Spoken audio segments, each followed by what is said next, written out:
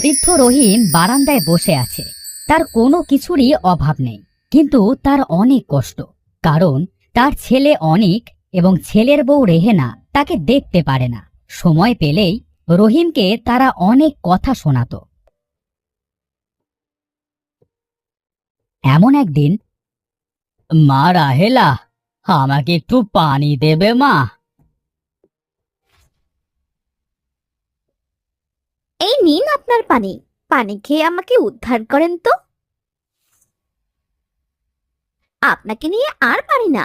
শোনেন বাবা, আমি একটু পাশের বাড়িতে যাচ্ছি। মিলন এলে ওকে খেতে দিবেন, বুঝেছেন? মা, আমি কি ভাত বেড়ে খেতে দিতে পারবো? পারেনটা কি বলুন তো? আপনি পারেনটা কি? শুধু গিলতেই পারেন? শুনুন তো, আপনি পারবেন কি পারবেন না সেটা আমার দেখার বিষয় না। আপনার ছেলে এলে যেন সে না খেয়ে থাকে না।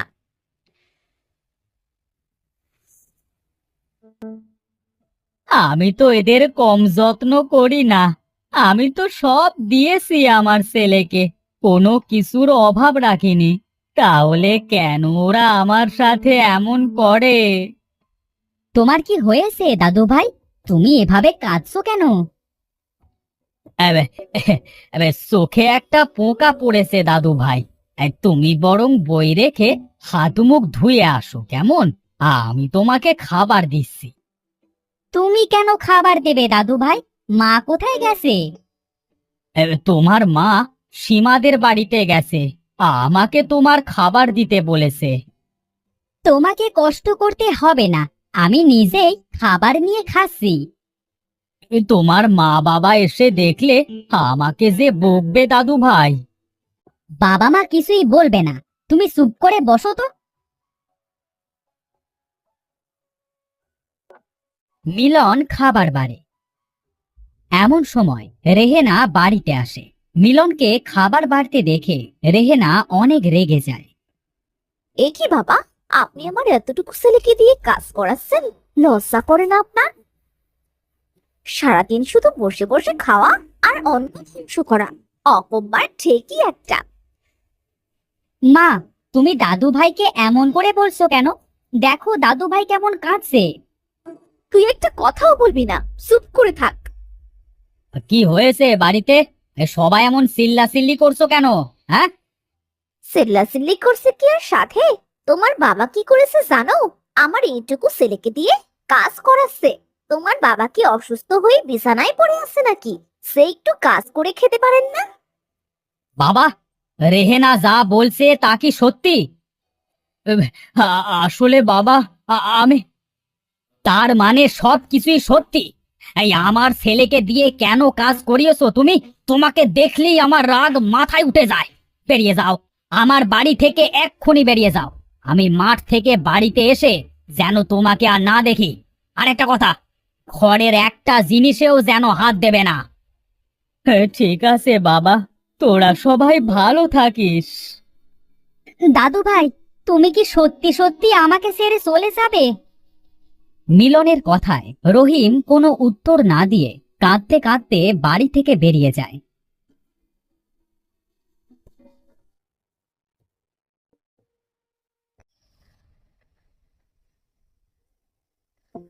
রহিম হাঁটতে হাঁটতে জঙ্গলের অনেকটা ভেতরে চলে আসে। এই গভীর জঙ্গলে আমি কোথায় থাকবো? এটা বলতে বলতে রহিম কিছুটা দূরে একটা বাড়ি দেখতে পায়। ওই তো একটা বাড়ি, আজ রাতটা বরং আমি ওখানেই থাকি।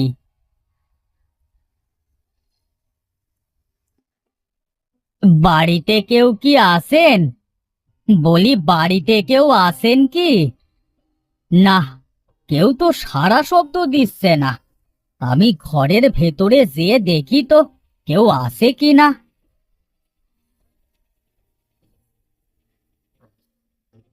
রহিম ঘরের ভেতরে যেয়ে দেখলো একটা লোক নাক ডেকে ঘুমাচ্ছে।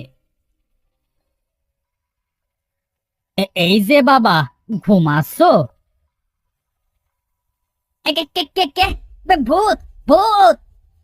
এহ, আমি ভূত নই বাবা, আমি একজন বৃদ্ধ লোক। তাই তো, তাই গভীর জঙ্গলে আপনি কেন এসেছেন? হ্যাঁ, আমার যে যাবার মতো কোনো জায়গা নেই, তাই হাঁটতে হাঁটতে জঙ্গলে চলে এসেছি। আর চাচা, আপনি কাঁদছেন কেন? কাঁদবো না তো কি করব?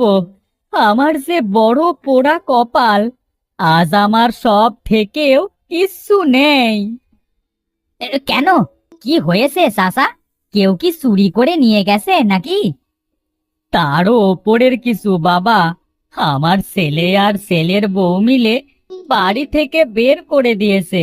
আমার বাড়িতে কোনো কিছুর অভাব নেই, কিন্তু একটা জিনিসও আমাকে আনতে দেয়নি। আমার বাবার দেওয়া একটা আংটি আছে, সেটার কথা আমার খুব মনে পড়ছে। আহারে, আপনার তো সত্যি অনেক কষ্ট। আপনি যদি চান, তাহলে আমি আপনাকে আপনার বাবার দেওয়া আংটিটা এনে দিতে পারি। সত্যি এনে দিতে পারবে তুমি? কিন্তু কিভাবে এনে দেবে আমার আংটিটা যদি ধরা পড়ে যাও? হ্যাঁ, এই সিরাজ চোর কখনো কোনো কিছু চুরি করতে যেয়ে ধরা খায়নি। হ্যাঁ, কারণ আমি বুদ্ধি দিয়ে চুরি করি। কি, তুমি চোর বাবা? হ্যাঁ চাচা, আমি একজন চোর। চুরি না করলে আমি খাবো কি? তুমি এই গভীর জঙ্গলে কেন থাকো বাবা? আমার যে বাবা মা কেউ নেই, কার কাছে থাকবো আমি? যাদের বাবা মা আছে তারা মূল্য দেয় না, কিন্তু যাদের বাবা মা নেই তারাই জানে বাবা মা কতটা আপন। আজ থেকে আমি তোর বাবারে ছেলে, তুই আর কাঁদিস না। সত্যি বলছো তুমি? তাহলে আজ থেকে আমি তোমাকে বাবা বলে ডাকবো।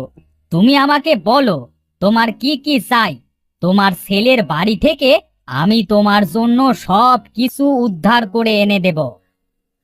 আমার আংটিটা নিয়ে আসবি, আর আমার ঘরে একটা পুরাতন চাদর আছে, সেই চাদরটা নিয়ে আসবি। আর কিছু না বাবা? হ্যাঁ, আরো অনেক জিনিস আছে, আমাকে নাম বলতে দে।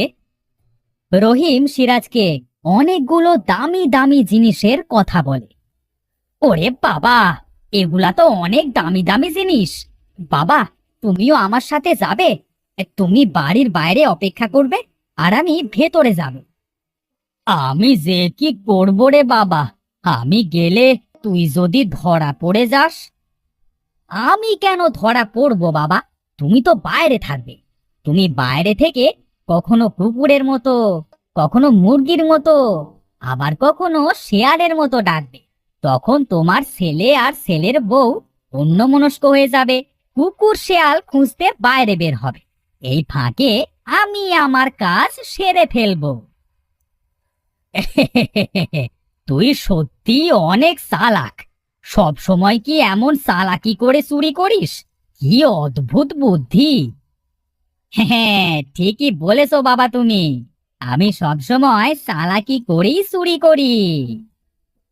তুই আমাকে আমার জিনিসগুলো এনে দিস, এরপর তোকে আর কখনো চুরি করা লাগবে না। আমি চুরি না করলে আমার বাবাকে কি খাওয়াবো বলো? হ্যাঁ, আমার ছেলেটার কত চিন্তা আমাকে নিয়ে। চিন্তা হবে না, আমার একটা মাত্র বাবা। এবার চলো তো বাবা, এরপর সকাল হয়ে যাবে, তখন আর তোমার জিনিসগুলো এনে দিতে পারবো না।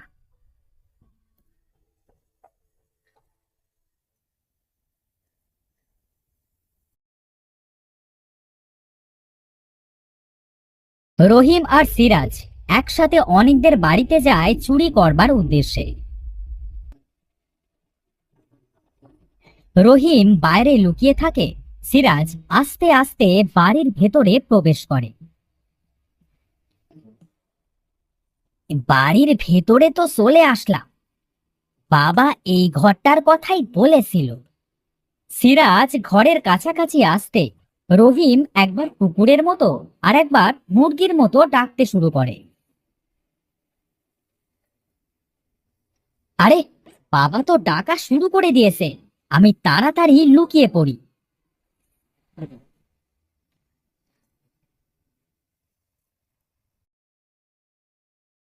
এই, ওঠো না, ওঠো। আরে, ডাকছো কেন এভাবে? হ্যাঁ, মনে হচ্ছে কুকুরে আমার মুরগি ধরেছে। চলো তো সে দেখে আসি। আচ্ছা ঠিক আছে, চলো। অনিক আর রেহেনা বাইরে মুরগি খুঁজতে যায়। এই ফাঁকে সিরাজ অনিকের ঘরে যায়। যা করবার আমাকে তাড়াতাড়ি করতে হবে। এরা হয়তো কিছু দেখতে না পেয়ে এখনই আবার ঘরে ফিরে আসবে। বাবার এই বাক্সটার চাবি কোথায় রেখেছে এরা? বাবা বলেছিল চাবিটা সব সময় তার ছেলের বউয়ের মাথার বালিশের নিচে থাকে। সিরাজ আর দেরি না করে তাড়াতাড়ি চাবিটা খুঁজে বের করে বাক্সটা খুলে ফেলে।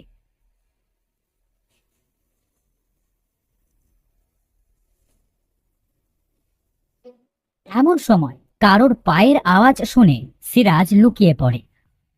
এরে, ওরা তো আবার চলে আসলো। এখন কি হবে?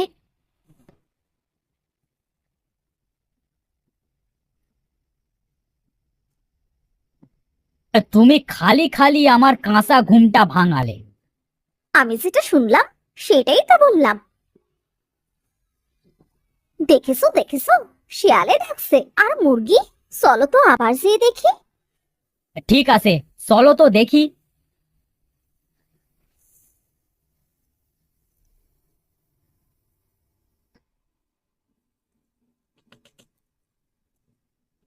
তারা ঘর থেকে বের হতেই সিরাজ বাক্সটার ভেতর থেকে সব দামি দামি জিনিস বের করে নেয়। আংটি আর চাদরটাও নিতে ভোলে না।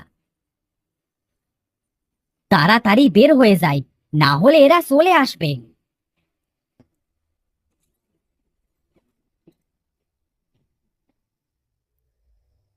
আরে, কিছু একটা পড়ার শব্দ হলো না? তার মানে কি আমাদের বাড়িতে চোর এসেছে? চলো ঘরে যেয়ে দেখি তো।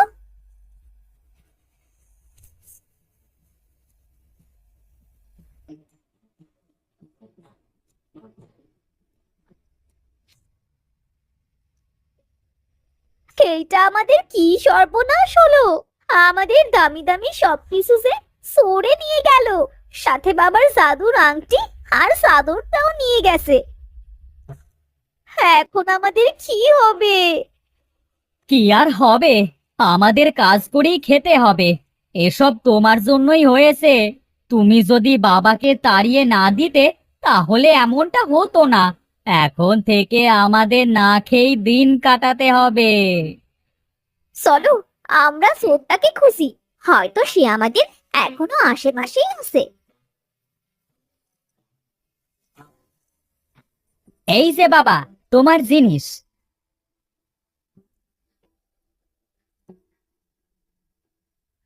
ওরা আমাদের খোঁজবার জন্য আমাদের কাছে চলে এসেছে।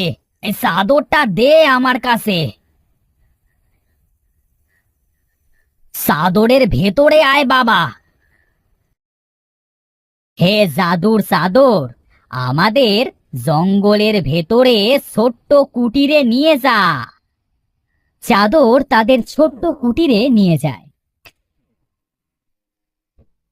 এটা কি হলো বাবা? আমরা এত তাড়াতাড়ি কিভাবে চলে আসলাম? এটা হলো জাদুর চাদর। এই চাদরকে যেখানেই নিয়ে যেতে বলা হয় সেখানেই নিয়ে যায়। আর আংটি আছে না একটা, এটাকে যা করতে বলি তাই করে, দেখবি।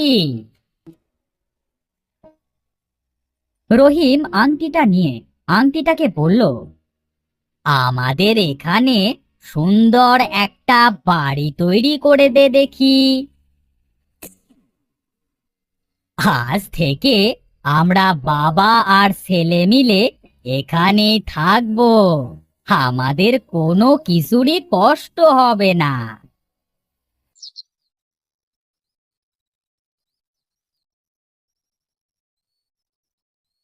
এরপর থেকে চালাক চোর আর বৃদ্ধ একসাথে জঙ্গলের বাড়িতে বসবাস করতে থাকে। আংটিটাকে খাবার আনতে বললে খাবার এনে দেয়, আংটিটাকে যা বলে তাই করে। এরপর থেকে বৃদ্ধের আর কোনো কষ্ট থাকে না। সিরাজের সাথে হাসি আনন্দে দিন কাটাতে থাকে।